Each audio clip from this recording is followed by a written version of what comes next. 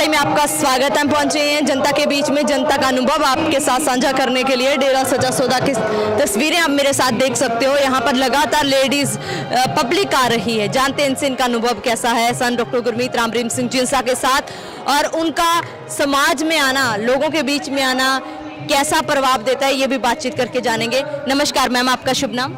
मेरा नाम सुमन चावला है, सुमन इंसा। मैम कहाँ से आए हो आप? मैं सिरसा से आई। मैम डेरा सच्चा सौदा आश्रम को आप कितने समय से जानते हो? हम इसको हो गए 35 साल।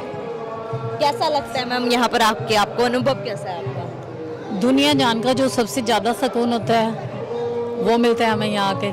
एकदम बिल्कुल टेंशन परेशानी सब कुछ ख़त्म।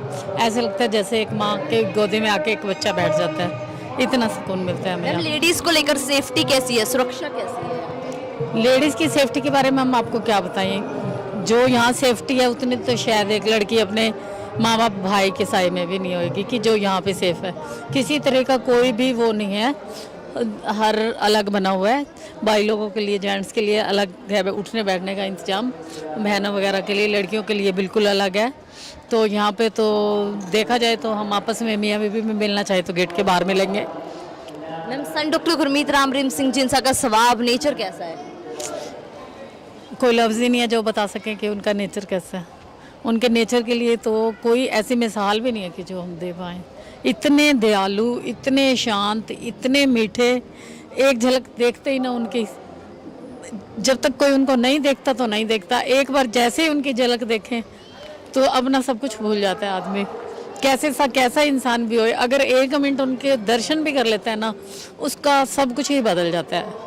मैम लेकिन दूसरी तरफ उनके ऊपर तो आरोप लगाए जा रहे हैं, बातें उठाई जा रही हैं, क्या कहना चाहोगे? देखो ऐसे है जी, आरोपों की बात करें तो आरोप तो वैसे भी सच्चों पे बहुत लगते हैं, झूठों को तो कोई कुछ कहता भी नहीं है। कोई पहले तो ये संत है नहीं जिनके ऊपर अब आरोप लगा है।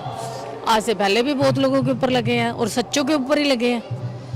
आरोप लगाने को तो कोई किसी के ऊपर कुछ भी कह सकता है, सच थोड़ी ना हो जाता है। सच क्या है फिर मैम? संत जी का असली सच क्या है? किस तरीके से आज भी लोग उनके साथ जुड़े हैं, क्यों जुड़े हैं, क्या करते हैं वो लोगों के लिए? वो लोगों के लिए जितने काम करते हैं शायद ही कोई कर पाता हो। कोई ऐसा काम नहीं है मानवता भलाई का जो उन्होंने किसी के लिए नहीं करा।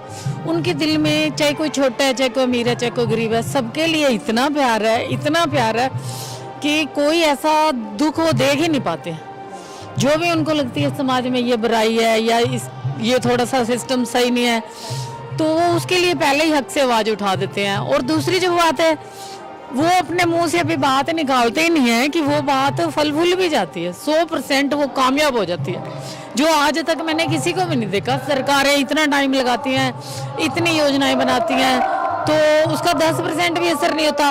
और हमारे ये गुरुजी जो है अभी मुंह से बात ही नहीं निकालते हैं कि चारों तरफ से फैल भी जाती है, लोग अमल करना भी शुरू कर देते हैं। पता नहीं उनकी आवाज़ में ऐसा क्या उनमें ऐसी कशिश है कि जैसे कि बात सुनने को करोड़ों लोग तैयार ही बैठे होते हैं कि ये बोले और हम करें। मैम उनके आने से समाज के ऊपर कैसा बदलाव आएगा, कैसा प्रभाव पड़ेगा? ये तो अब आपको पता ही है कि वो देखो अब एक 30 दिन के लिए रोल पर आए थे, इतने ब्लेम थे उनके ऊपर, इतना कुछ बोला गया, इतने तोहमतें लगाई गई, फिर भी देखो वो 30 दिन में आके उन्होंने किसी से कोई गिला शिकवा नहीं करा, किसी के खिलाफ उनके मन में द्वेष भाव नहीं था। फिर भी उन्होंने देखो सरकार के हर काम में सपोर्ट दिया। 15 अगस्त थी, अमृत महोत्सव मनाने के लिए, देश भक्ति की भावना तो उनमें पहले ही कुट कुट के भरी हुई थी। उन्होंने हर वो काम आगे किया जो देश के लिए जरूरी था। कोई किसी से गिला नहीं, शिकवा नहीं। वो कहते हैं ना संत स्वभाव जो होता है बिल्कुल ऐसा होता है, उसके ऊपर किसी से कोई वो नहीं है। किसी ने कुछ कहा उनको, कोई कुछ बोला, उनके लिए लेश मात्र ही असर नहीं था। वो फिर सबके लिए इतना प्यार लेके आए। दुनिया अगर कोई पागल तो है नहीं, कोई पागल नहीं है कि उनके बाद भी उनको दिखता नहीं है। दुनिया को सब कुछ दिख रहा था, जिसकी वजह से वो 30 दिन में 20,000 नए लोगों को नाम लेके गए हैं। 20,000 नए लोग जुड़ गए हैं, भी उनकी जिंदगी संवर गई है। नशे पत्ते, बीमारियों, तकलीफों से सबसे दूर चले गए हैं। और यहाँ आने पे क्या मिलता है? किसी से पूछो आपको सब बताएंगे। मुझसे पूछो, मेरा 30 साल का बेटा है, मेरे हस्बैंड है, हमारे घर में बीड़ी, सिगरेट, अंडा, मीट, शराब वगैरह, नशा पत्ता, कोई बुराई फटकी नहीं रही है, सिर्फ उन्हीं की वजह से ना। वरना घर क्या नहीं हो रहा बाहर, आप जाके देखो, बिल्कुल इतने सेफ हैं, सब कुछ सिर्फ उनकी बदौलत ही।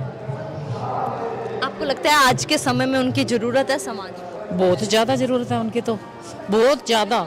मेरे हिसाब से तो सारी दुनिया को रिक्वेस्ट करके ऐसे लोगों की तो बहुत ज़्यादा ज़रूरत है। इनसे सारा समाज सेफ है, सारे लोग सेफ हैं, अच्छे काम हो रहे हैं। समझदार जो बंदा होएगा वो तो सोचेगा ही। क्या मांग करना चाहोगे आप सरकार से? हम मांग ये करना चाहेंगे कि इन गुरुजी को बिल्कुल बाइज्जत परमानेंट अपने बिल्कुल उनको रिहा करना चाहिए।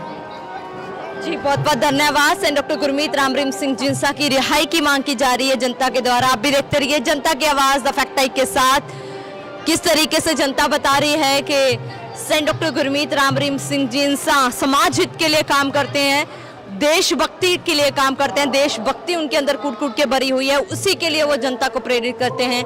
आप भी देखते रहिए और अपनी राय खुले दिमाग से जरूर डालिएगा कमेंट बॉक्स में। बहुत